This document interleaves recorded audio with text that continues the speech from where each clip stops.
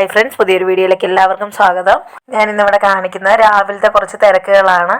ഇന്ന് നമുക്ക് വെള്ളം വരുന്ന ദിവസമാണ്. ഞാൻ പറഞ്ഞിട്ടുണ്ട് ആഴ്ചയിൽ 2 പ്രാവശ്യം, അതായത് 4 ദിവസം കൂടുമ്പോഴാണ് വെള്ളം വരുന്നതെന്ന്. എന്താണെന്നറിയില്ല, ഇപ്പോൾ വരുന്ന വെള്ളത്തിന് കുറച്ച് കലക്കലാണ്.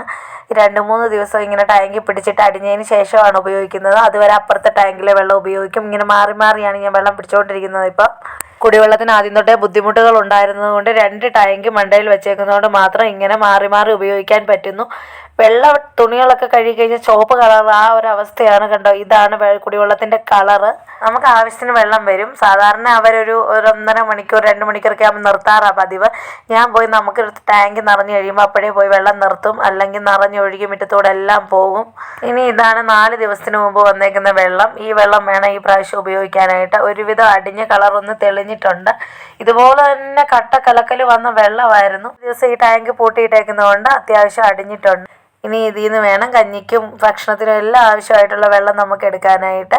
അത്യാവശ്യം തെളിഞ്ഞ വെള്ളം കിട്ടുകയും ചെയ്യും.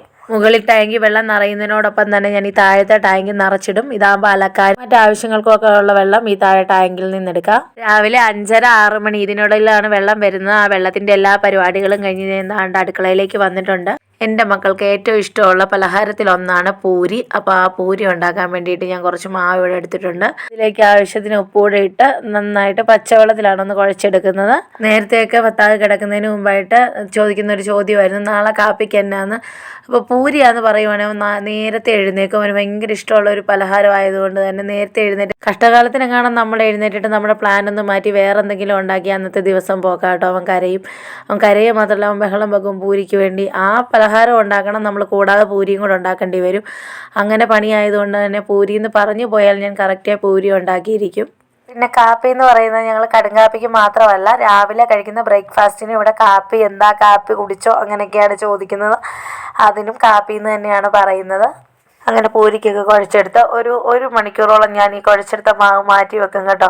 ഒന്ന് പുളിച്ച് വരാൻ വേണ്ടിയിട്ടാണ്. ഒരു മണിക്കൂർ വെച്ചില്ലെങ്കിൽ ഒരു 15 മിനിറ്റെങ്കിലും മാറ്റി വെക്കും, ഒന്ന് പുളിക്കാൻ അല്ലെങ്കിൽ പൊങ്ങി വരാനായിട്ട്. എൻ്റെ ഒരു വിശ്വാസം അങ്ങനെയാണ്. കുറച്ച് നേരം ഒന്ന് മാറ്റി വെക്കുമ്പോഴാണ് പൊങ്ങി വരുന്നതെന്ന്. പൂരിയെല്ലാം നല്ല മയപ്പെടുത്തി കുഴച്ചെടുത്ത ശേഷം കുറച്ച് വെളിച്ചെണ്ണ ഒന്ന് കൈ തിരുമ്മി കൊടുത്ത് ഇങ്ങനെ നന്നായിട്ട് വെളിച്ചെണ്ണയെല്ലാം എല്ലാ ഭാഗത്തും പിടിക്കുന്നത് പോലെ നല്ലതുപോലെ ഒന്ന് ഉരുട്ടി തിരുമ്മിയെടുത്ത് സെറ്റാക്കി വെച്ചേക്കുവാണ്.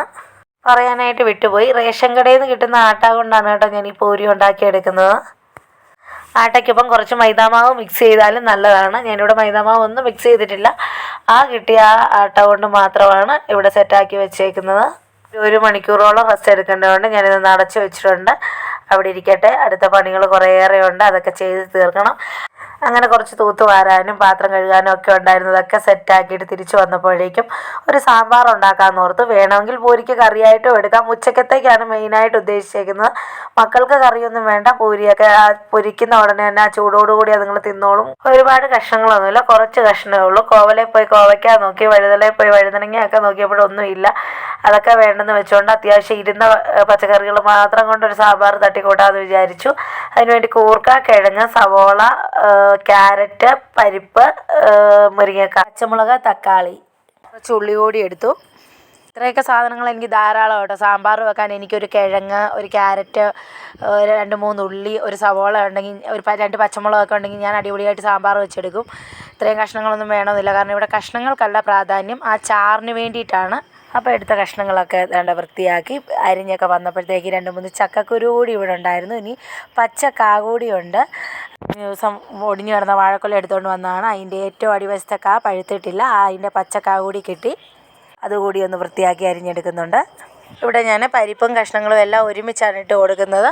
അതിന് വേണ്ടി പരിപ്പൊക്കെ ഒന്ന് കഴുകിയെടുത്ത് കുക്കറിലേക്ക് ഇട്ട് കൊടുത്തിട്ടുണ്ട്. ഇനി കഷ്ണങ്ങളെല്ലാം കഴുകി വാരി കുക്കറിലേക്ക് ഇട്ട് കൊടുക്കണം. ആദ്യം പരിപ്പ് വേണമെങ്കിലും വേവിച്ചിട്ട് കഷ്ണങ്ങളിട്ട് കൊടുത്താലും മതി. അതല്ലെങ്കിൽ ഞാനിങ്ങനെ ഒരുമിച്ചിട്ട് കൊടുക്കും എളുപ്പത്തിന് വേണ്ടിയിട്ട്.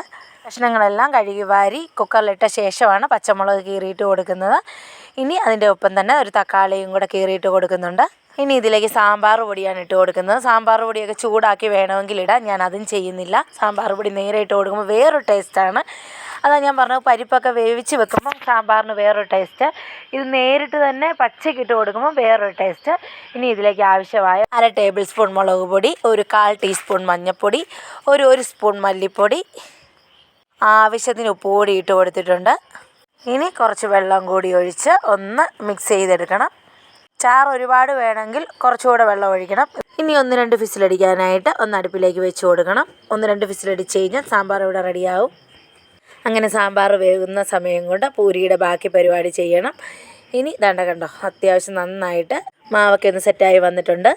ഇനി ഇതിനെ ഒന്ന് ചെറിയ ബോളുകളാക്കി ഉരുട്ടി എടുക്കണം. അതിനായിട്ട് ആദ്യം ചെറിയ ബോളാക്കി ഇടുകയാണ്. ഇനി കൈക്ക് നന്നായിട്ടൊന്ന് ഉരുട്ടിയെടുക്കണം. അങ്ങനെ മുഴുവനും ഇവിടെ ഉരുട്ടിയെടുത്തിട്ടുണ്ട്. ഇനി ഇതൊന്ന് പരത്തി ചുട്ടെടുത്താൽ മതി. ചൂടോടുകൂടി പൂരി തിന്നാനാണ് അടിപൊളി ടേസ്റ്റ്. അങ്ങനെ ഇരുമ്പ് ചീനിച്ചട്ടി അടുപ്പിൽ വെച്ച് കൊടുത്ത് ചൂടായി വന്നപ്പോഴേക്കും ആവശ്യത്തിന് പാം ഓയിലാണ് ഒഴിച്ചു കൊടുക്കുന്നത്. തണുപ്പായതുകൊണ്ട് തന്നെ പാം ഓയിലും ഉറഞ്ഞിരിക്കുകയാണ്. കണ്ടോ, ഇതാ അവസ്ഥ പാം ഓയിലിൻ്റെതും. ഇനി ഇവിടെ എണ്ണ നന്നായിട്ട് ചൂടായി വന്നിട്ടുണ്ട്. ഇതിലേക്ക് പൂരി പരത്തിയിട്ട് കൊടുക്കണം. പത്തിരി പ്രസ്സിലാണ് ഞാൻ പൂരി പരത്തുന്നത്. പത്തിരി പ്രസ്സിൻ്റെ 2 സൈഡുകളിലും ഞാൻ കവർ കെട്ടി വെച്ചേക്കുന്നത് നമുക്ക് പെട്ടെന്ന് പരത്തി കിട്ടാൻ വേണ്ടിയിട്ടാണ്. അല്ലെങ്കിൽ ഒരുപാട് നേരം ഇങ്ങനെ ബലമൊക്കെ പിടിക്കണം. ഇത് 2 സൈഡിൽ കവർ കെട്ടിയിട്ട് ഒന്നിങ്ങനെ പരത്തി കൊടുക്കുമ്പോഴത്തേന് പെട്ടെന്ന് തന്നെ നമുക്ക് പരന്ന് കിട്ടും. നല്ല കട്ടി കുറഞ്ഞ് തന്നെ കിട്ടും. അതല്ലെങ്കിൽ ഒരുപാട് നേരം ഇങ്ങനെ ഇരുന്ന് തിരിച്ചും മറിച്ചും ഇട്ട് പരത്തിക്കൊണ്ടിരിക്കണം. ഇത് കണ്ടോ, ഇവിടെ പെട്ടെന്ന് തന്നെ പരത്തി കിട്ടി. ഇനി കുറച്ചെണ്ണം ഞാനിങ്ങനെ പരത്തി വെച്ചിട്ടാണ് ചുട്ടെടുക്കുന്നത്. ഇനി ഓരോന്നായിട്ട് എണ്ണയിലേക്ക് ഇട്ട് ചുട്ടെടുക്കുന്നുണ്ട്. നല്ലതുപോലെ തന്നെ പൊങ്ങി വരുന്നുണ്ട് കേട്ടോ. പുളിക്കാനായിട്ട് കുറച്ച് നേരം മാറ്റി വെച്ചല്ലേ, അതുകൊണ്ട് തന്നെ ദാണ്ട് ഇവിടെ നന്നായിട്ട് പൊങ്ങി വന്നിട്ടുണ്ട്. എണ്ണയിൽ പൊരിച്ചെടുത്തതായതുകൊണ്ട് ദാണ്ട കണ്ണാപ്പ പാത്രത്തിലേക്ക് കോരി എടുത്തിട്ടുണ്ട്. കണ്ണാപ്പ പാത്രം എന്ന് പറയുന്നത് കിഴുത്തുള്ള ആ പാത്രത്തിലാണ് കേട്ടോ. അങ്ങനെ പൂരിയെല്ലാം ഇവിടെ ചുട്ടെടുത്ത് വെച്ചിട്ടുണ്ട്. ഞാനിവിടെ പൂരി ചുട്ടുകൊണ്ടിരിക്കുമ്പോൾ തന്നെ നമ്മുടെ ഫത്താഹ് കൗണ്ടർ ടോപ്പേ ഇരിക്കുമായിരുന്നു. അവിടെ നിന്ന് എഴുന്നേറ്റ് ഞാൻ പൂരി ചുട്ടുകൊണ്ടിരിക്കുമ്പോൾ അവൻ പരത്തിയൊക്കെ തരുവാണ് എനിക്ക്.